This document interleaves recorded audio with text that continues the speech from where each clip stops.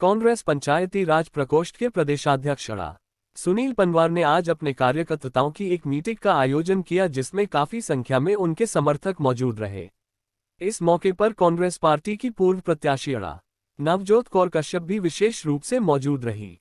इस मौके पर पत्रकारों के साथ बातचीत में अड़ा सुनील पंवार ने कहा कि 20 अगस्त को करनाल में लोकसभा सांसद कुमारी शैलजा संदेश पद यात्रा को लेकर आ रही है, जिसको लेकर पूरे जिले के लोगों में जोश का माहौल है। उन्होंने बताया कि इस पदयात्रा में इंद्री हल्का से हजारों की संख्या में लोग शामिल होंगे और कांग्रेस पार्टी को मजबूत करने का काम करेंगे। अड़ा पंवार ने कहा कि इसी प्रकार 31 अगस्त को इंद्री की अनाज मंडी में एक विशाल रैली का आयोजन किया जाएगा, जिसमें मुख्यातिथि के रूप में सांसद कुमारी शैलजा शिरकत करेगी। इस रैली में कई अन्य कांग्रेसी नेता भी शामिल होंगे। उन्होंने कहा कि अब बदलाव का समय आ गया है। बीजेपी ने पिछले 10 सालों में हरियाणा प्रदेश को पीछे धकेलने का काम किया है। बीजेपी के शासनकाल में तानाशाही बढ़ी है और हर वर्ग के साथ भेदभाव हुआ है। प्रदेश के मुख्यमंत्री तक को आखिरी समय में बदल दिया गया और नए मुख्यमंत्री ने रोजाना नित नई घोषणाएं कर जनता को ठगने का काम किया है। इन घोषणाओं को अमली जामा नहीं पहनाया जा सका है। उन्होंने कहा कि कांग्रेस ने हमेशा आम आदमी की आवाज को उठाया है। 1 अक्टूबर को नया इतिहास लिखा जाएगा। उन्होंने अपने कार्यकर्ताओं को भरोसा दिलाया कि कांग्रेस अब की बार 75 से भी ज्यादा सीटें जीतकर सरकार बनाने का काम करेगी। कांग्रेस की सरकार बनने पर बुढ़ापा पेंशन को 6,000 रुपये प्रति माह किया जाएगा, चौकीदार, मनरेगा व सफाई कर्मियों को पक्का किया जाएगा और किसानों की फसलों को एमएसपी पर लिखित रूप से खरीदा जाएगा और ये सब हमारे चुनावी घोषणा पत्र में लिखित होगा। पंवार ने कहा कि बीजेपी की सरकार ने संविधान को बदलने की बात कही, बेरोजगार युवाओं पर लाठियां बरसाए, किसानों पर अत्याचार किए और न जाने कितने ऐसे काम किए जिससे प्रदेश की जनता में रोष है। प्रदेश की जनता ने बीजेपी को चलता करने का मन बना लिया है। पंवार ने कहा कि हमारी पार्टी की सरकार बनने पर युवाओं को रोजगार के नए अवसर प्रदान होंगे और सबके हित के लिए योजनाओं को बनाया जाएगा। उन्होंने कहा कि 31 अगस्त की रैली अब तक की सबसे बड़ी रैली होगी। उन्होंने कार्यकर्ताओं को इस रैली में बढ़-चढ़ कर भाग लेने और रैली को कामयाब बनाने की अपील की। इस मौके पर पूर्व कांग्रेसी प्रत्याशी अड़ा नवजोत कौर कश्यप ने कहा कि अपने हकों की आवाज उठाने के लिए हम सबको एकजुट होना होगा। आप सभी कांग्रेस की विचारधारा को घर घर तक पहुंचाने का काम करें। उन्होंने कहा कि कोई भी परिवर्तन लाना हो तो उसमें महिलाओं की सहभागिता बहुत जरूरी है।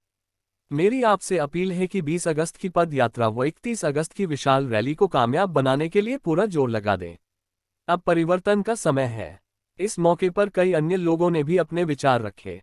सभी ने एकजुट होकर कांग्रेस पार्टी की नीतियों का प्रचार। हमारा उद्देश्य था कि 20 तारीख को जो आदरणीय कुमारी शैलजा जी, जो पूर्व में हरियाणा प्रदेश कांग्रेस कमेटी की अध्यक्षा रही हैं, वर्तमान में सांसद हैं, पूर्व में केंद्र की मंत्री रही हैं, उनकी पदयात्रा 20 तारीख को सुबह 10 बजे कंबोज धर्मशाला से शुरू होगी और गांधी चौक पे खत्म होगी। तो आज तमाम इंद्री हल्के के कार्यकर्ता यहाँ पे एकत्रित हुए। सबने संकल्प लिया कि कांग्रेस पार्टी में कांग्रेस संदेश यात्रा को मजबूत करने के लिए हजारों की संख्या में जो भीड़ है वो आदरणीय कुमारी शैलजा जी का स्वागत करने के लिए करनाल के अंदर पहुंचेंगे। और निश्चित तौर पे ये बदलाव की बयार है, बदलाव का समय है। इस समय में कांग्रेस का हर कार्यकर्ता वो उत्साहित है। पूर्व में जितनी भी यात्राएं हमारे क्षेत्र के अंदर हुई, क्षेत्र के तमाम कार्यकर्ताओं ने बढ़ चढ़ के हिस्सेदारी ली है।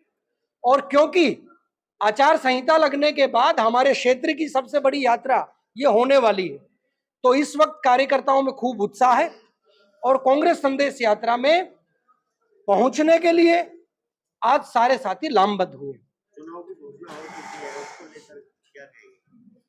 मैनपाल जी, चुनाव की घोषणा हो चुकी है और हमारे एक साथी ने पूर्व में बोलते हुए भी कहा था कि जिसका हमें था इंतजार वो घड़ी आ गई। 10 साल तक भारतीय जनता पार्टी की सरकार ने पूरे मुल्क और हरियाणा प्रदेश के अंदर जो तानाशाही रवैया रखा, जो लोगों की भावनाओं को कुचलने का काम किया, जो देश के संविधान के पन्नों को फाड़ कर फेंकने का काम किया, अब ये समय आ चुका है कि कांग्रेस पार्टी का हर सिपाही वो हमारे देश के संविधान को बचाने के लिए और कांग्रेस पार्टी को सत्ता में स्थापित करके प्रजा का राज लेके आने के लिए लालायित है।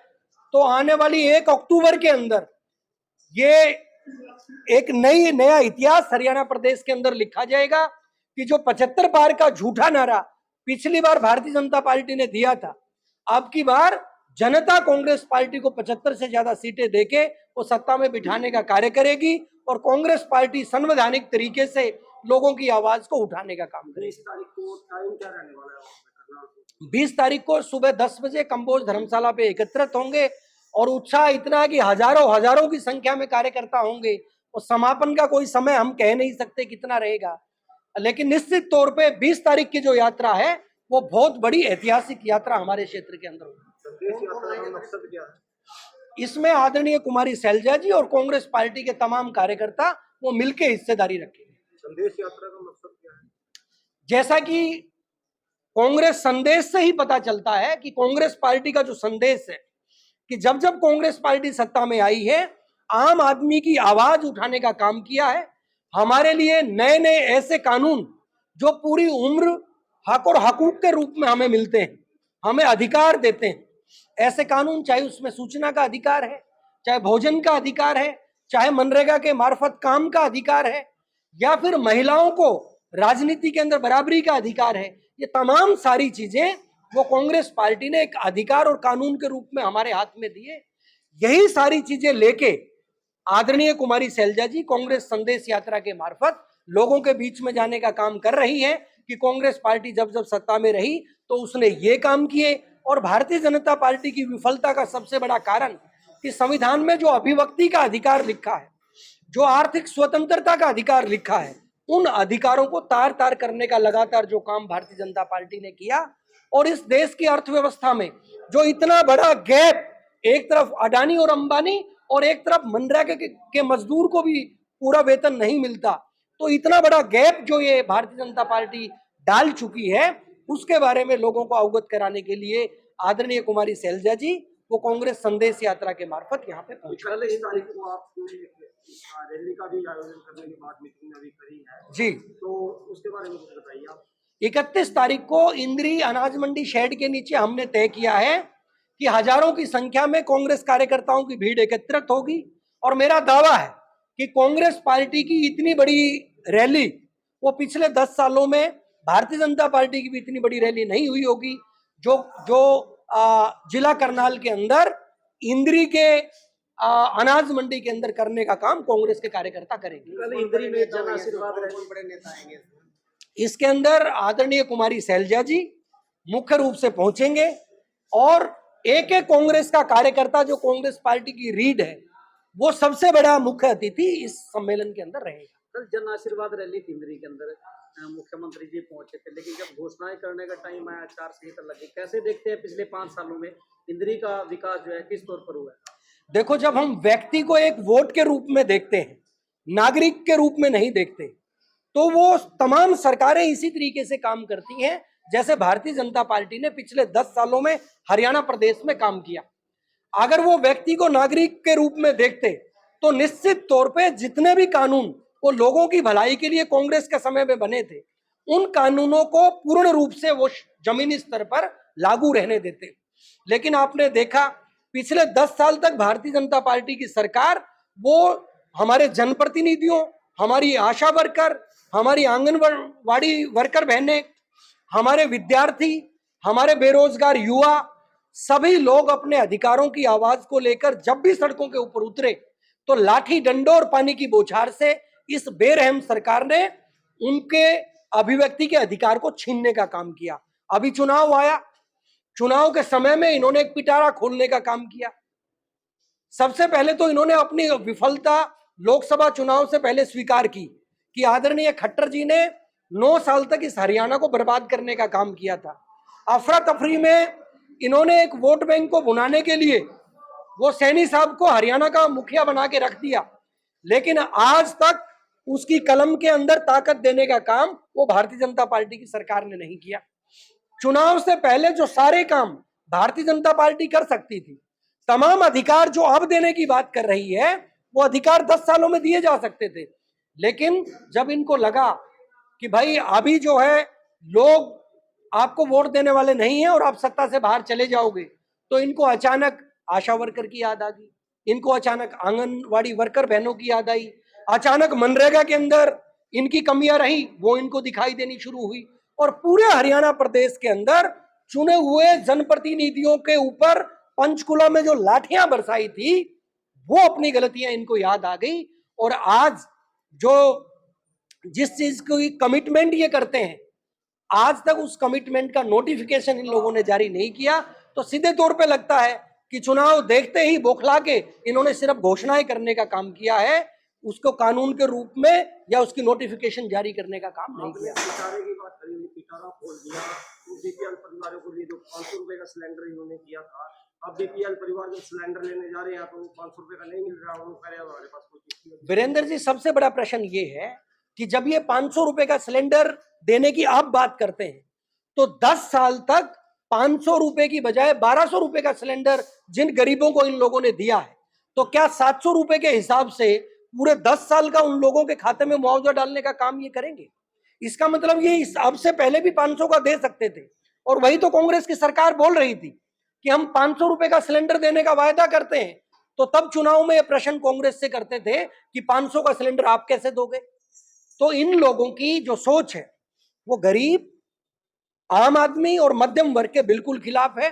तो निश्चित तौर पे जो 500 रुपए का सिलेंडर की आपने बात की, इनकी सिर्फ घोषणा मात्र है। जब लोग लेने के लिए जाते हैं तो वहां पर कुछ और ही सिनेरियो उनको मिलता है। क्या लगता है कांग्रेस किन मुद्दों को लेकर के ये विधानसभा चुनाव जो मैनिफेस्टो है वो लेकर के लड़ेगी? कांग्रेस पार्टी के पास अनेकों मुद्दे हैं। पूरे हरियाणा प्रदेश के अंदर अगर हम कहें तो युवा न्याय की लड़ाई है कि युवाओं को रोजगार देने में सरकार विफल रही, लेकिन कांग्रेस पार्टी युवाओं को रोजगार लाखों की संख्या में हरियाणा प्रदेश के अंदर देगी।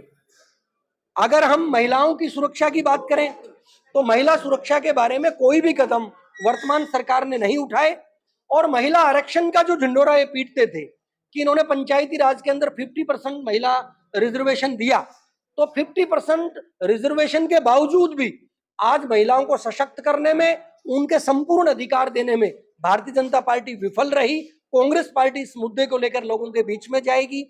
इसके अलावा जो हमारी बुढ़ापा पेंशन है, विधवा पेंशन है, इसको 6,000 रुपए देने का जो प्रॉमिस है वो हम अपना घोषणा पत्र में कांग्रेस पार्टी ने किया है। इसी तरीके से गांव के हमारे चौकीदार है, गांव का सफाई कर्मचारी है और हमारा मनरेगा का मेट है, इन लोगों को पक्का करने का जो प्रॉमिस है वो हमने अपने चुनावी घोषणा पत्र के अंदर डाला है। तो तमाम ऐसे मुद्दे हैं जो भारतीय जनता पार्टी ने अछूते रखे। एमएसपी गारंटी की किसानों के लिए बात है तो उस मुद्दे पे भी कांग्रेस पार्टी अपने घोषणा पत्र के अंदर लिखित रूप में लोगों के बीच में चुनाव के अंदर जाएगी। एमएसपी पर दी है, सभी फसलें जो है खरीदने की जो है घोषणा की है, किस रूप में देख रहे हैं? देखो, घोषणा के अंदर अगर इन लोगों ने एमएसपी कानून बनाया होता तो हमें लगता कि ये सही बोलते हैं। एमएसपी की घोषणा एक चुनावी जुमला है। अमित शाह जी ने पहले 15 लाख की बात के ऊपर खुद बोला था, खुद स्वीकार किया था कि ये तो चुनावी जुमले होते हैं। तो इसी तरीके से भारतीय जनता पार्टी चुनाव के समय में जुमलों का प्रयोग करती है। अगर वो एमएसपी की गारंटी का कानून बनाते, किसने मना किया था? आज ऊपर देश की लोकसभा के अंदर भी इनकी सरकार है और वर्तमान के अंदर हरियाणा प्रदेश के अंदर भी इनकी सरकार है। तो एमएसपी के ऊपर क्यों नहीं गारंटी कानून ये बना के देते? लेकिन कांग्रेस पार्टी वो गारंटी के रूप में एमएसपी देगी, ऐसा हम अपने घोषणा पत्र में लिखित रूप में कहीं ना कहीं जो घोषणा पत्र में कांग्रेस पार्टी ने वादे किए थे करने उसके लिए, वो कहीं ना कहीं आज बीजेपी पार्टी जो है वो पूरे घोषणाएं कर रही है। देखिए, आप बिल्कुल सीमा जी सही बात कर रहे हैं कि कांग्रेस पार्टी ने अपने चुनावी घोषणा पत्र के अंदर अपनी तरफ से कुछ नहीं लिखा। हमारा घोषणा पत्र कैसे तैयार हुआ है? किसानों का घोषणा पत्र के लिए किसानों से बात की गई, मनरेगा का घोषणा पत्र के लिए मनरेगा के मजदूरों के बीच में जाके बात हुई, पंचायती राज के जनप्रतिनिधियों से बात करने के लिए, घोषणा पत्र में उनकी आवाज लेके आने के लिए खुद मैंने 3 दिन कुरुक्षेत्र अग्रवाल धर्मशाला में जनप्रतिनिधियों के साथ लगातार बात की। और हरियाणा प्रदेश के जिन जनप्रतिनिधियों ने पूरे हरियाणा में बहुत अच्छा काम किया था, उनकी आवाज को अपने घोषणा पत्र में लेके आने का काम किया। इसी तरीके से महिलाओं की आवाज वो महिला कांग्रेस की तरफ से वो हमारे घोषणा पत्र में डालने की बात हुई।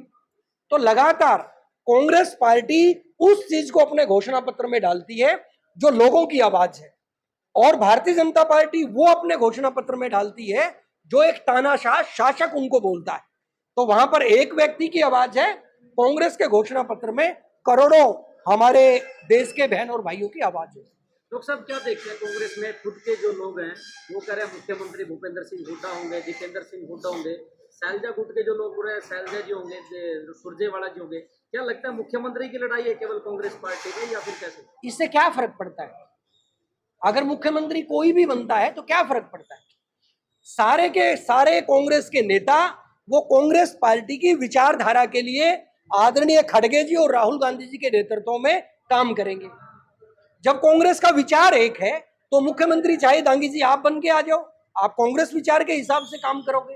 तो हमारी लड़ाई ये नहीं कि मुख्यमंत्री कौन बनेगा, हमारी लड़ाई ये है कि कांग्रेस इस देश के संविधान की रक्षा के लिए वो सत्ता में किस तरीके से बैठेगा।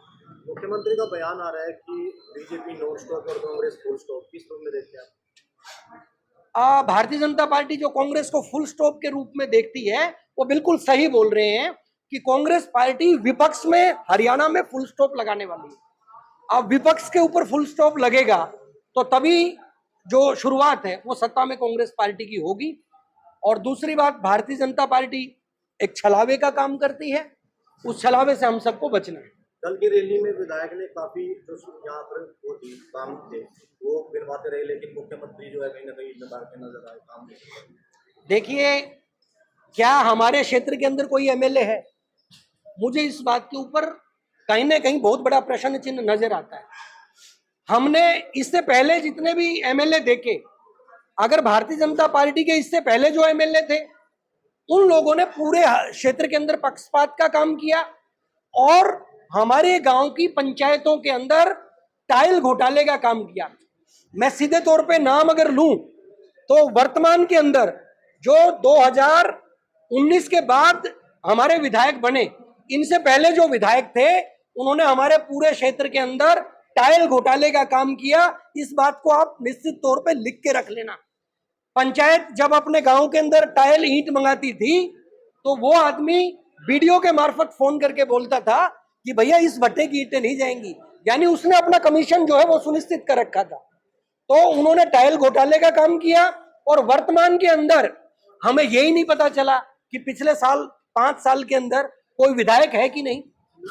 लास्ट में क्या संदेश 20 तारीख और 31 तारीख के बारे में अपनी तरफ से आप सभी लोगों के चैनल के मार्फत अपने तमाम साथियों का आह्वान करना चाहूंगा कि अपने अपने गांव से भारी भीड़ के साथ वो 20 तारीख को हमें करनाल में एकत्रित होना है और 31 तारीख को रिकॉर्ड तोड़ रैली के लिए अनाज मंडी इंद्री के अंदर हम सबको एकत्रित होना है ताकि बड़ी मजबूती के साथ अपने क्षेत्र की आवाज हम बुलंद कर पाए।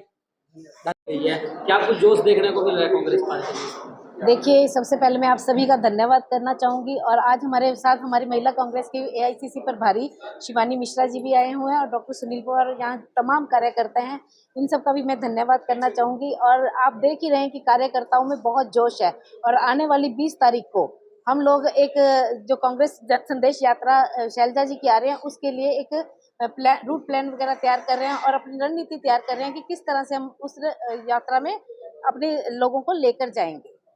क्या लगता है, लगातार पिछली बार आपको टिकट भी मिली थी कांग्रेस पार्टी से, इस बार भी काफी मेहनत कर रहे हैं पिछले लगभग 10 साल से, क्या लगता है इंद्री की जनता अब की बार मौका दे पाएगी या कांग्रेस पार्टी मौका दे पाएगी? देखिए, इसका निर्णय आप लोग लेंगे क्योंकि आप लोगों के बीच में जाते हैं और आपको पता है कि लोगों की आवाज कैसी उठ रही है और क्या उठ रही है। बाकी पार्टी हमें जैसा मौका देगी, जैसा हमें आदेश देगी, हम उसका पालन करेंगे। क्या लगता है क्या उद्देश्य रहेगा अब की बार इंद्री से जो विधानसभा चुनाव लड़ेंगे पिछले 10 सालों के कामों को देख करके? देखिए, पिछले 10 सालों में आप भी जानते हैं कि भाजपा ने कितने कार्य करवाए और इंद्री क्षेत्र की बात करें तो कहीं भी कार्य नहीं हुए और हमारा जो उद्देश्य रहेगा यहाँ के लोगों की क्षेत्रीय समस्याएं हैं जो उनका उठाने का रहेगा। और आप अच्छी तरह से जानते हैं, पीछे एक जनसभा थी जिसमें बीजेपी के अपने कार्यकाल के दौरान के काम गिनाने थे, उन्होंने कांग्रेस पार्टी के कार्यकाल काम गिनवाए क्योंकि उन्हें पता था कि उन्होंने काम करवाए नहीं है। वो उनके अधिकारी भी कांग्रेस के कार्यकाल के कामों को अपने काम बताकर घोषणा कर रहे थे। तो देख सकते हैं कि कांग्रेस के टाइम के काम और बीजेपी के टाइम के काम कैसे रहे हैं। कांग्रेस काम करने में विश्वास रखती है और बीजेपी सिर्फ जुमले फैलाने में। बीजेपी सरकार कहती है कि जब कांग्रेस सरकार थी तो पर्ची खर्ची चलती थी, जो लोग बड़े बड़े पदों पर थे, उनके फोन से काम उठते थे और ये बीजेपी सरकार ने खत्म कर दिया। कैसे देखते हैं इसको? कहीं आपको लगा ऐसा हुआ है? अगर ऐसा हुआ होता तो आज हमारे क्षेत्र के बहुत से लोग कार्य पर लगे होते। उनके कईयों के तो कई लोग आज भी शिकायत करते हैं कि कई घोटाले हो रहे हैं, बेचारे बोल नहीं पाते कि सरकार ऐसी है कि जो डरा के काम करती है। इनका मकसद है लोगों को डरा के काम करना, तो लोगों की आवाज दबी हुई है और इस चीज का जवाब उन्होंने लोकसभा चुनाव में बहुत हद तक दिया भी है। क्या अपील करेंगे जनता से? मैं जनता से अपील करूंगी कि एक तो आने वाली 20 तारीख को जो जन संदेश यात्रा है उसमें बढ़ चढ़कर भाग लें और 31 अगस्त की एक रैली है उसमें भी अपना पूर्ण योगदान दें। उसके बाद अपने देश के संविधान के लिए और अपने हकों के लिए 1 अक्टूबर को कांग्रेस पार्टी के समर्थन में वोट डालें। रैली में 10,000 लोगों का टारगेट रखा गया और ऐसी रैली करनी है जो कभी इतिहास में हुई ना हो।